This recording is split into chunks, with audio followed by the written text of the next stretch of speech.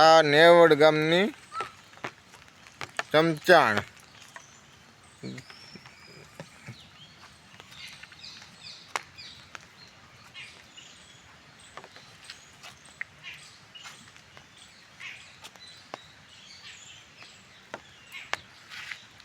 ને ચમચા નેવડ ગામની ચમચાણમાં આવી રીતે બાકડા છે, ઝાડવાઈ છે તે ને ભોળાનાથનું મંદિર છે તે આ પાણીનો ટાંકો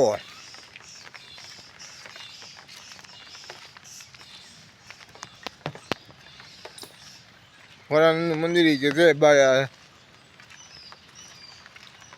આવી છે તે ત્યાં નેવડની ચમચાણ હો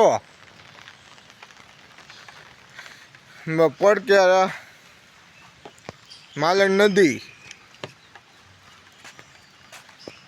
નદી તો આ ક્યારે આવેલા જાઓ તો આમું ભોળાનાથની મૂર્તિ આવી છે.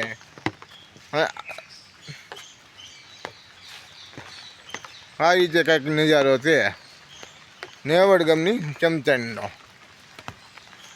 કોઈ એવી ચમચાણ નહીં હોય પણ તમને નહીં ગમે, પણ આ ચમચાણની અંદર તમે આવી જાઓ આ મોક્ષ મંદિરમાં તો તમને ખાધા પીધા વગરનું તમને રહેવાનું મન થાય, તો તમને ત્યાં જવાનું મન ન થાય. આ મોક્ષ મંદિર છે, નેવડનું મોક્ષ મંદિર.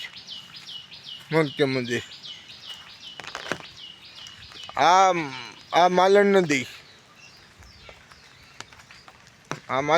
છે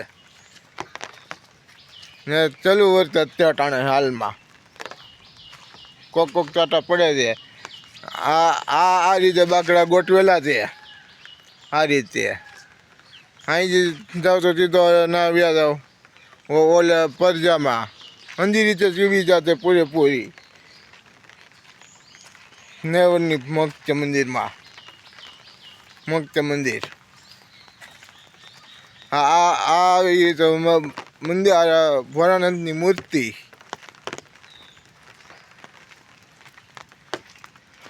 કૈલાસ ઉપર ચડવાનું છે આપણે. હે ભોળાનાથ, હે હર મહાદેવ, હે ભોળાનાથ, હે મહાદેવ, હે હર મહાદેવ, હે કાશી વિશ્વનાથ મહાદેવ, હે મહાદેવ, હે મહાદેવ, હર મહાદેવ, હે હર મહાદેવ, હર મહાદેવ, હર મહાદેવ, હર મહાદેવ.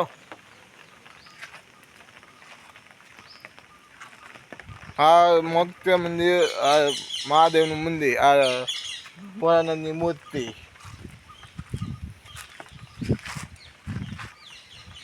આ ડેલો મોક્ષ મંદિરનો.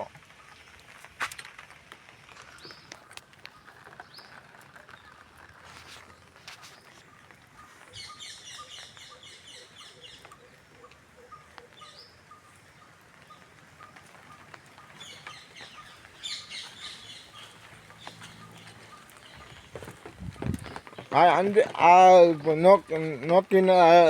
નોકા ઝાડવા, પુલડા કયણ, આ બાકડા, હા ઓર નજારો આમાં આવે છે.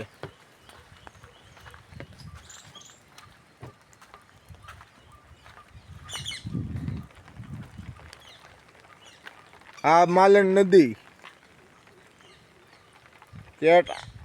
આમી નારિયેલી બતાવી ઉમરી આવેદનની નારિયેલી કહેવાય. આ માલણ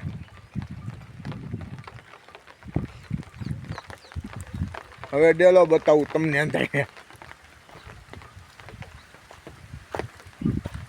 હવે વરસાદ ચાલુ થઈ ગયો છે મોક્ષ મંદિરમાં.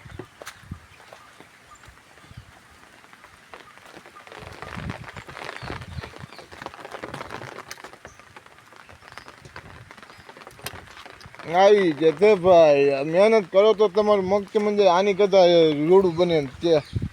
તમે કરો તો કરો તો ઓલો